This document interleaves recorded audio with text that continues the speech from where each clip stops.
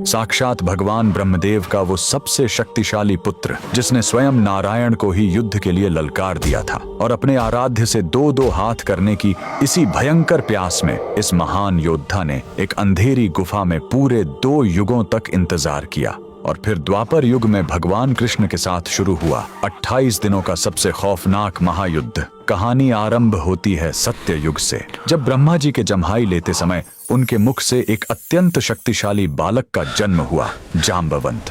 ये साक्षात ब्रह्मा जी के मानस पुत्र थे, जिनके अंदर 100 करोड़ शेरों की ताकत थी। ये ब्रह्मांड के इकलौते ऐसे योद्धा थे जिनकी ताकत स्वयं हनुमान जी के बराबर थी।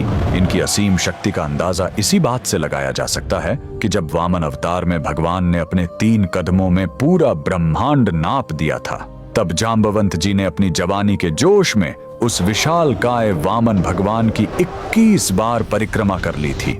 फिर आया त्रेता युग। जाम्बवंत जी ने भगवान राम की सेना का साथ दिया। पूरे रामायण काल में साक्षात नारायण के अलावा कोई ऐसा पात्र नहीं था जो जाम्बवंत जी से युद्ध लड़ सके। ये वही थे जिन्होंने हनुमान जी का मार्गदर्शन किया और उन्हें उनकी भूली हुई शक्तियों की याद दिलाई। लंका विजय के बाद जाम्बवंत जी ने अपने आराध्य श्री राम को ही युद्ध के लिए चुनौती दे दी। भगवान राम मर्यादा पुरुषोत्तम थे, इसलिए उन्होंने मुस्कुराकर कहा, इस युग में नहीं ऋक्षराज, जब मैं द्वापर युग में कृष्ण बनकर आऊंगा तब तुम्हारी ये युद्ध की इच्छा जरूर पूरी करूंगा। बस इसी एक युद्ध के इंतजार में जाम्बवंत जी गुजरात के पोरबंदर में स्थित राणावाव की इस खौफनाक गुफा में चले गए और युगों तक अपने प्रभु का इंतजार करने लगे। समय का पहिया घूमा और द्वापर युग आ गया। एक दिन भगवान श्री कृष्ण स्यमंतक मणि की खोज में जंगल में भटकते हुए उसी अंधेरी गुफा के अंदर पहुंच गए। वहां उन्होंने देखा कि जाम्बवंत जी की पुत्री उस चमत्कारी मणि से खेल रही है। जैसे ही कृष्ण ने मणि लेने की कोशिश की,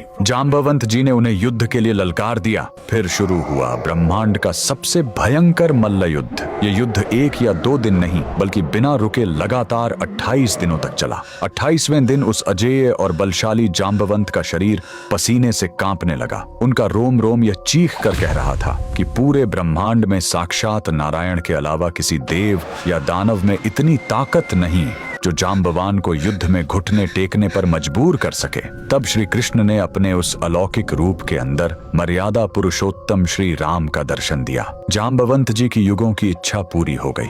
वो रोते हुए अपने प्रभु के चरणों में गिर पड़े, उनसे माफी मांगी और अपनी पुत्री का विवाह भगवान श्री कृष्ण से करवा दिया। गुजरात के पोरबंदर की जाम्बुवंत गुफा आज भी इस महायुद्ध का जीता जागता प्रमाण है। अगर आप भी भगवान राम और कृष्ण की इस अद्भुत लीला को मानते हैं तो कमेंट में जय श्री राम जरूर लिखें।